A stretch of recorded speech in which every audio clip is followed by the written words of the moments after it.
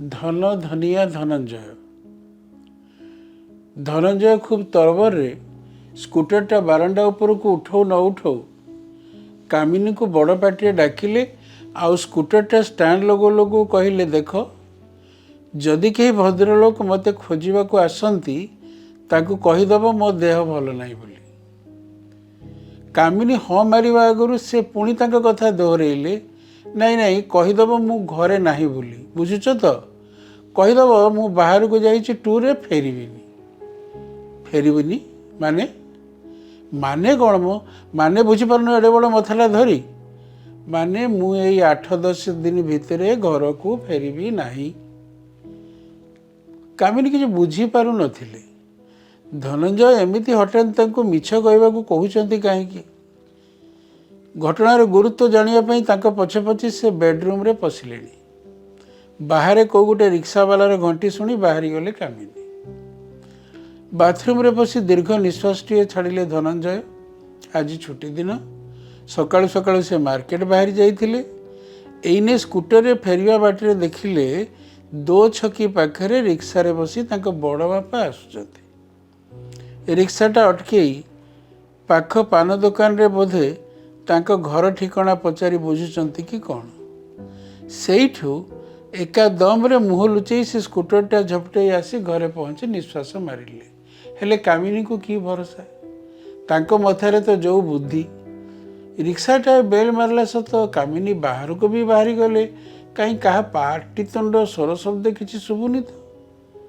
Bathroom रे Thai कान पारिले धनंजय ना किसी स्वर शब्द नहीं पुओ झील तो स्टडी रूम रे बसी पढ़ुथिबे जदि बड़ बापा आसी पहुँची थांते ताहले तो तांकर जो पार्टी खंजाटा जाक उठु था पड़ू था तेबे कामिनी भी तो भीतर को फेरिबार किसी संकेत मिलूनी सी कौन आ बड़ बापा को धराधरी कर रिक्सार ओह्लैले कि सेया कले कि कौन तांको द्वारा कौन किसी गोटे काम ठीक रे हबो कामिनी बसी चेयरटा ऊपर बेडरूम रे धनंजयकर बेखापिया कथा गुड़ा कामिनी को भल लगु नथिला एई आम पुओ झील स्कूल रिक्शा वाला आसला एडभांस मागुला गाड़ी ठीक करियो बोली खुशी हो गले धनंजय ताले बड़ बापा को रिक्शा नुहे हौ एडभांस मागुला तो देदेलनी कामिनी को उद्देश्य बेस हालुका मिजाज रे कहले धनंजय एडभांस देदेवी तो मथा खराब हो जाए कि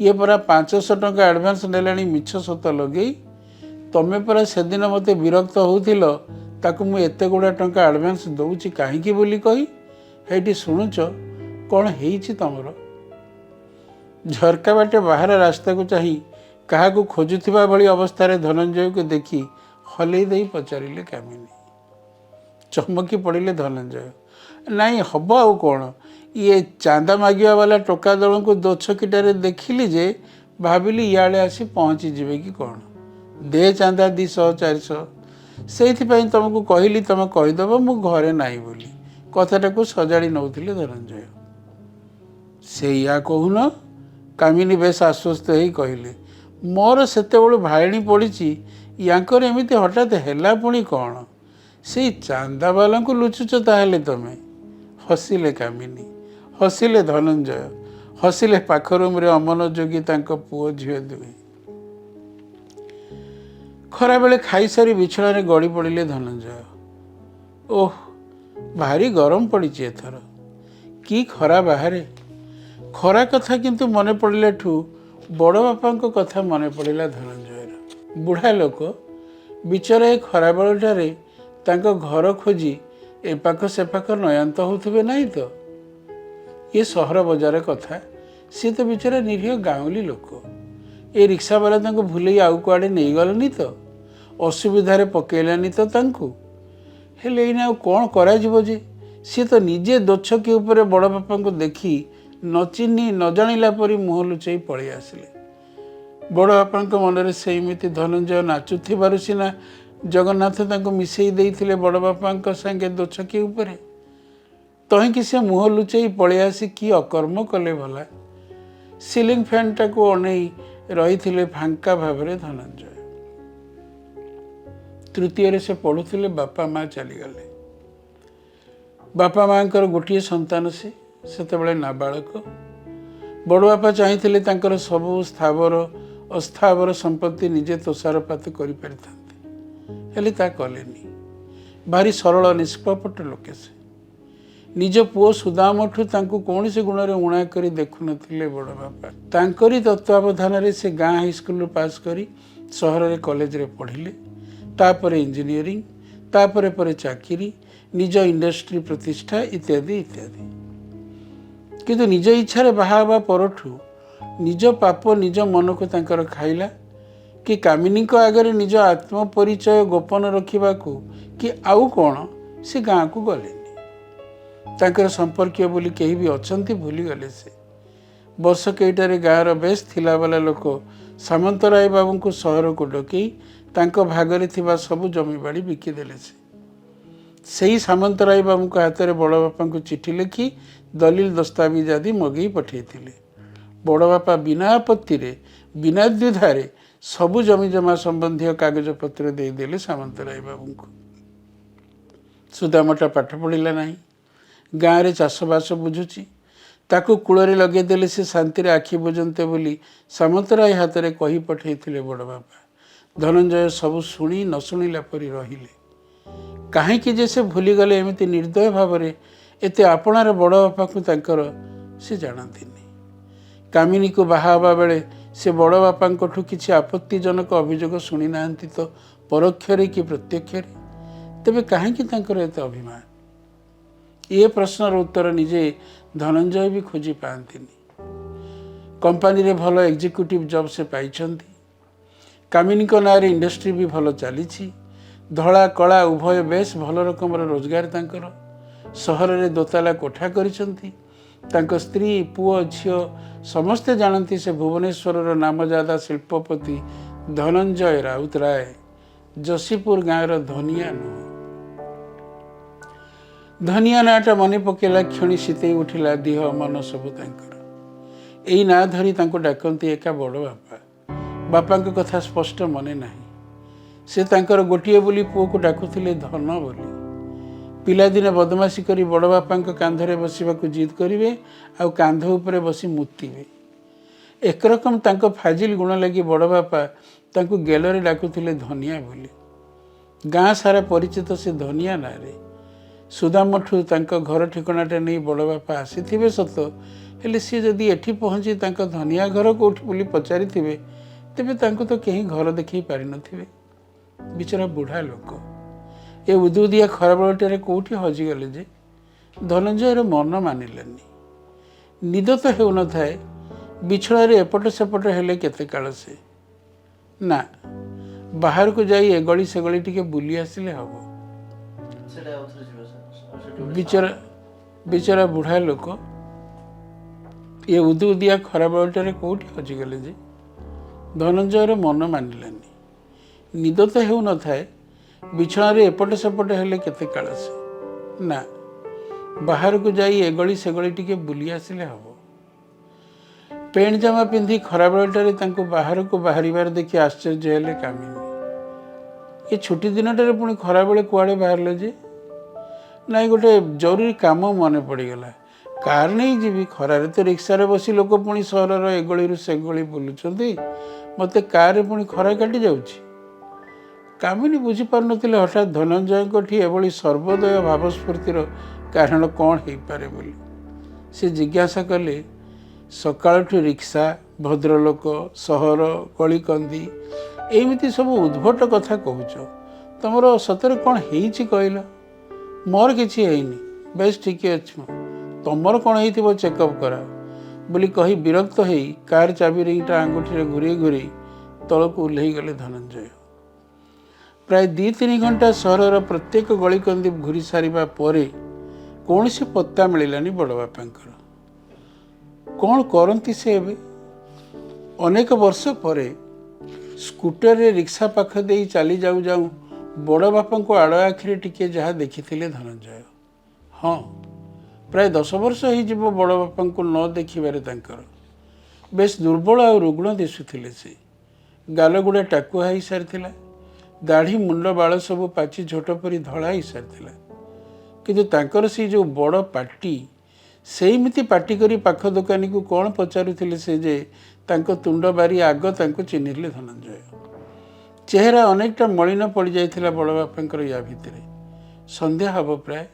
ହାୟ, କେଡ଼େ ବଡ଼ ଭୁଲଟାଏ ଆଜି ସେ ନ କଲେ ଯେ। କ'ଣ କରିବେ ନ କରିବେ ଭାବୁଛନ୍ତି, ଏତିକିବେଳେ ସାମ୍ନା ପଟୁ ଦୀନା ଗୌଡ଼କୁ ଆସିବାର ଦେଖିଲେ ଧନଞ୍ଜୟ। ଦୀନା ସାଇକେଲ ହ୍ୟାଣ୍ଡେଲର ଦିପଟେ 2-4ଟା ବଡ଼ ସାନ କେନ୍ ଆଗରୁ ହାତ ଦେଖାଇ ତାଙ୍କୁ ଅଟକାଇଲା ଦୀନା ଗୌଡ଼। ଏ ଦୀନା ଗୌଡ଼ ଅବଶ୍ୟ ତାଙ୍କ ଯଶୀପୁର ଗାଁର। ତାଙ୍କ ଆଗରୁ ବହୁ ଆଗରୁ ଆସି ସହର ତଳି ଗୋଟେ ଜାଗାରେ ଗାଈ ପଲେ ରଖି ରହିଛି। ଦୁଧ ବ୍ୟବସାୟ କରେ। ଖାଣ୍ଟି ଦୁଧ ଦିଏ ବୋଲି ସହରରେ ତାର ଭଲ ନାଁ।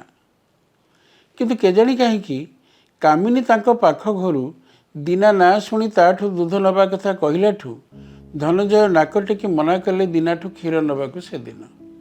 ଅସଲ କଥାଟା ହେଲା, କାଳେ ଦୀନାଠୁ ବଡ଼ ଘରର ଝିଅ କାମିନୀ ଖବର ପାଇଯିବ ଯେ ତା ସ୍ୱାମୀ ଶିଳ୍ପପତି ଧନଞ୍ଜୟ ରାଉତରାୟ ଯଶୀପୁର ଗାଁର ଜଣେ ସାଧାରଣ ଚାଷୀ ଧନିଆ ରାଉତରାୟ ବୋଲି। କେହି କାଳେ ଏଠି ତାଙ୍କୁ ଧନିଆ ବୋଲି ଡାକିଦେବ ଭୟରେ ଶଙ୍କିଗଲେ ଧନଞ୍ଜୟ ଟିକିଏ।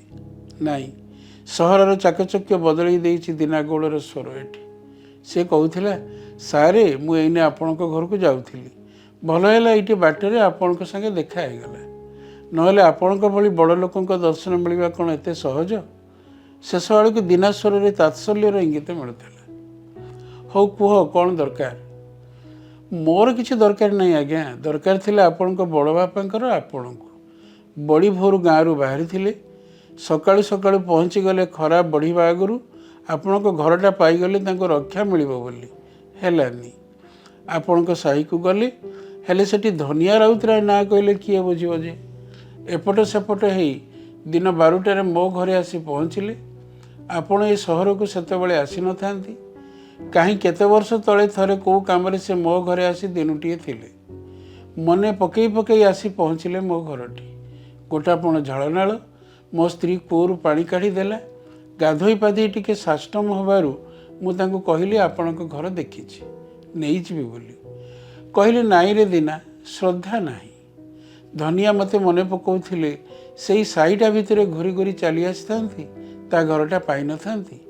ମୁଁ ସିନା ତାକୁ ଝୁରି ହେଉଛି, ହେଲେ ତାର ଏ ବଡ଼ ବାପା କଥା କ'ଣ ଆଉ ତାର ମନେ ଅଛି ରେ ପୁଅ? ହେଲା ହେଲା, ସେସବୁ ଛାଡ଼।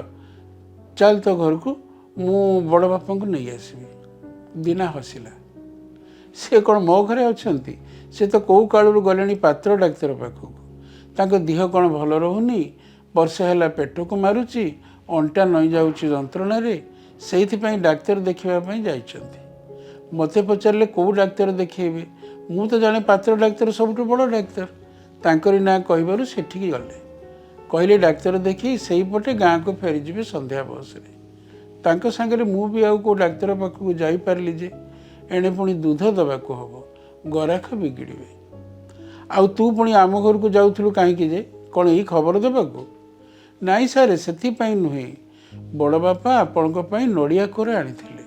ଆପଣ କୁଆଡ଼େ ସେ ଗାଁ ପୋଖରୀ ଆଡ଼ିର ନଡ଼ିଆ ଖାଇବାକୁ ଭାରି ଭଲ ପାଆନ୍ତି। ସେଇଥିପାଇଁ ନିଜ ହାତରେ କୋରା ବନେଇକି ଆଣିଥିଲେ। ମୋ ଘରକୁ ଆସୁଛନ୍ତି ବୋଲି ମୋ ପିଲାଙ୍କ ପାଇଁ ମିଠା ବି ଆଣିଥିଲେ ବଜାରରୁ। ମୋ ହାତରେ ତାଙ୍କ ଥଳିରୁ ଏ କାଚ ଜାରଟା କାଢ଼ିକି ଦେଲେ ଗଲାବେଳେ। ଆଉ କହିଲେ ଧନିଆକୁ ନେଇ ଦେବୁ, ନଉନ ନିଅ। କହି ସାଇକେଲ ହ୍ୟାଣ୍ଡେଲରେ ଝୁଲେଇଥିବା ତା ବ୍ୟାଗ୍ ଭିତରୁ କାଚ ଜାରଟାଏ କାଢ଼ି ତାଙ୍କ ହାତକୁ ବଢ଼େଇ ଦେଲା ଦୀନା ଗୌଡ଼। ସାମାନ୍ୟ ଅନ୍ୟମନସ୍କ ହୋଇପଡ଼ିଥିଲେ ଧନଞ୍ଜୟ। ୟା ଭିତରେ ଦୀନା ଗୌଡ଼ ଚାଲି ଯାଇଥିଲା। ଡାକ୍ତର ପାତ୍ରଙ୍କ କ୍ଲିନିକରେ ଖୁବ୍ ଭିଡ଼। ଏପଟ ସେପଟ ଖୋଜିଲେ ଧନଞ୍ଜୟ, କିନ୍ତୁ ବଡ଼ ବାପାଙ୍କ ଦେଖା ନାହିଁ। କେହି ସଠିକ୍ କୌଣସି ଉତ୍ତର ଦେଇପାରିଲେନି ବଡ଼ ବାପାଙ୍କ ବିଷୟରେ। ତାଙ୍କ ପରିଚୟ ଦେବା ପରେ ତାଙ୍କୁ ଖୁବ୍ ଶୀଘ୍ର ଆପଏଣ୍ଟମେଣ୍ଟଟା ଅବଶ୍ୟ ମିଳିଗଲା। ଡାକ୍ତର ପାତ୍ରଙ୍କୁ ବଡ଼ ବାପାଙ୍କ ସମ୍ବନ୍ଧରେ ପ୍ରଶ୍ନ କଲେ ଧନଞ୍ଜୟ। ଡାକ୍ତର ପାତ୍ର କିନ୍ତୁ ଦୁଃଖ ପ୍ରକାଶ କରି କହିଲେ, ପ୍ରୋଷ୍ଟେଟ୍ କ୍ୟାନ୍ସର, ଶେଷ ଅବସ୍ଥା। ବିଚରା ବୁଢ଼ାଙ୍କ ସାଙ୍ଗରେ କେହି ବି ନଥିଲେ। ତେଣୁ ବାଧ୍ୟ ହୋଇ କେତେଟା ଟନିକ୍ ଲେଖିଦେଇ ତାଙ୍କୁ ଡିସ୍ପୋଜ୍ କରିବା ଭିନ୍ନ ମୋର ଆଉ ଅନ୍ୟ ଉପାୟ ନଥିଲା। ବସ୍ଷ୍ଟାଣ୍ଡରେ ଏପଟ ସେପଟ ଧାଉଁଥିଲେ ଧନଞ୍ଜୟ। କାହିଁ, ବଡ଼ ବାପାଙ୍କର ଦେଖା ତ ନାହିଁ। ଆଜି ଯେଉଁ ରିକ୍ସାରେ ଆଡ଼ ଆଖିରେ ଥରେ ଦେଖିଥିଲେ ବଡ଼ ବାପାଙ୍କୁ ଧନଞ୍ଜୟ, ତା କ'ଣ ତାଙ୍କର ଶେଷ ଦେଖା ହେବ? ଏଇ ତ ଯଶୀପୁର ବସ୍ ଆସୁଛି ଏପଟେ। ପାଖେଇ ଗଲେ ଧନଞ୍ଜୟ। ବସ୍ ତାଙ୍କୁ ଅତିକ୍ରମ କରି ଚାଲିଗଲା। ଝରକା ପାଖରେ ସେଇମିତି ଅଧା ଦିଶିଗଲେ ବଡ଼ ବାପା। ବେଶ ନିର୍ମାୟ ପୁରୁଷ, କୁଆଡ଼କୁ ନିଘା ନାହିଁ, ସିଧା ଆଗକୁ ଚାହିଁ ବସିଛନ୍ତି ସେ। ପବନରେ ଧଳା ବାଳ ତାଙ୍କର ଫୁରୁ ଫୁରୁ ଉଡ଼ୁଛି ଏପଟ ସେପଟ ହେଇ। ଧନଞ୍ଜୟଙ୍କ ହାତ ଉପରକୁ ଉଠିଗଲା, ହେଲେ ଜିଭ ଲେଉଟିଲା ନାହିଁ। ବଡ଼ ବାପା ବୋଲି ପଦିଏ ଡାକି ପାରିଲେନି ସେ। ବସ୍ ଚାଲି ଯାଇଥିଲା। କାର ପାଖକୁ ଫେରିଆସିଲେ ବେଶ ଧୀର ପଦ ଚାଳି ଧନଞ୍ଜୟ। ଭିତରକୁ ଚାହିଁଲେ। କାଚ ଜାର ଭିତରେ ନଡ଼ିଆ କୋରାଗୁଡ଼ା ବେଶ ଲୋଭନୀୟ ଦିଶୁଛି ମଳିନ ସୂର୍ଯ୍ୟାଲୋକରେ। ଭିତରକୁ ପଶି ସବୁ ଝରକା କାଚ ପକାଇଦେଲେ ଧନଞ୍ଜୟ। ଜାର ଖୋଲିଲେ, ସାମାନ୍ୟ ଆଘ୍ରାଣ କଲେ, କି ମତୁଆଲା ମହକ ୟାର। ଏଥର ଧନଞ୍ଜୟ ରାଉତରାୟ ଫେରିଗଲେ ଯଶୀପୁର ଗାଁର ରାଉତରାୟ ଘର ଗଡ଼ିଆ ଆଡ଼କୁ। ହେଇଟି ଲଙ୍ଗଳା ହେଇ 10-12 ବର୍ଷର ପୁଅଟି ଗଡ଼ିଆ ଆଡ଼ିରୁ ସାଉଁଟୁଛି ନଡ଼ିଆ ଗୁଡ଼ାକ। ଏଇ ଡେଇଁଲା ପାଣି ଭିତରକୁ। ନଡ଼ିଆଟାଏ ଧରି ଉଠି ଆସୁଥିଲା ଓଦା ସରପଟ ହେଇ ଆଡ଼ି ଉପରକୁ। ଧନଞ୍ଜୟ ୟା ଭିତରେ ଜାର ଭିତରେ ଥିବା ସବୁ ନଡ଼ିଆ କୋରା ଉଦରସ୍ତ କରିସାରିଥିଲେ। ଆଉ କାଚ ଜାରଟାକୁ ଝରକା କାଚ ଟେକି ପଦାକୁ ଖୁବ୍ ଜୋରରେ ଫିଙ୍ଗିଦେଲେ ଯେ ସେଇଟା ଦୂରରେ ଅଧା ଭଙ୍ଗା ପୋଲଟାର ଗୋଟିଏ କୋଣରେ ବାଜି ଝଣଝଣ ହେଇ ଭାଙ୍ଗିଗଲା। ଧନଞ୍ଜୟ ହସିଲେ। ବଡ଼ ବାପା ଆଉ କେତେ ଦିନ? ବଡ଼ ବାପାଙ୍କ ସହିତ ଏମିତି ରୁଣଝୁଣ ହେଇ ହଜିଯିବ ଧନିଆ ରାଉତରାୟ। ସେ ବଞ୍ଚିବ ଏ ସ୍ୱପ୍ନର ସହରରେ ଶିଳ୍ପପତି ଧନଞ୍ଜୟ ରାଉତରାୟ ହେଇ। ଘରେ ପହଞ୍ଚିଲା ବେଳକୁ ଅନେକ ଡେରି। କାମିନୀ ଆଉ ପିଲାଏ ବ୍ୟସ୍ତ ହେଉଥିଲେ। ତମର ଏତେ ଡେରି ହେଲା ଯେ? ଖରାବେଳୁ ବାହାରି ଯାଇଛ ଯେ ଫୋନ୍ଟା ହେଲେ କରିଦେଇଥାନ୍ତ। କାର ଡୋର ଲକ୍ କରୁ କରୁ ଧନଞ୍ଜୟ କହିଲେ, ମୋତେ ଏଥର କେହି ଭଦ୍ରଲୋକ ଖୋଜିଲେ କହିଦେବ ମୁଁ ଘରେ ଅଛି। ବିସ୍ମୟ ଆତିଶଯ୍ୟରେ ତାଙ୍କ ଯିବା ଆଡ଼କୁ ଚାହିଁ ରହିଥିଲେ କାମିନୀ। ଘଣ୍ଟାରେ ରାତି 9ଟା ବାଜୁଥିଲା।